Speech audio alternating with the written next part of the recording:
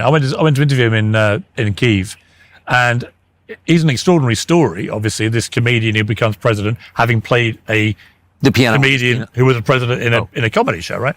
And I've seen what you said about it. I mean, what's interesting to me on a bigger picture about Ukraine, Russia, your views, a lot of conservative views in America, is that 30 years ago, there would have been no element of resistance from the conservative side about taking on a Russian dictator who'd invaded a European country.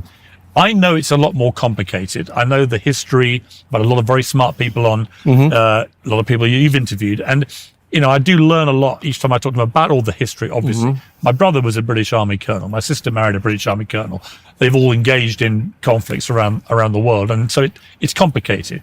There's no doubt that on the Russian side, they believe they were provoked into doing this. I know that you have sympathy with that view. There's also no doubt from the Ukrainian side that they believe since the 90s they've been this sovereign democratic country, albeit not perfect. You think deeply flawed. I think they've been imperfect, trying to improve. And Zelensky has actually, I think, been a force for good, not bad.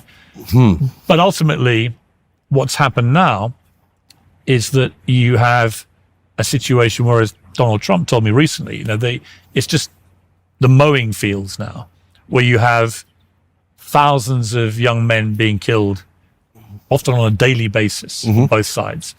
And no one's winning this war, it seems to me. And if anyone is going to win it, it's likely to be Russia, not Ukraine. And then what happens?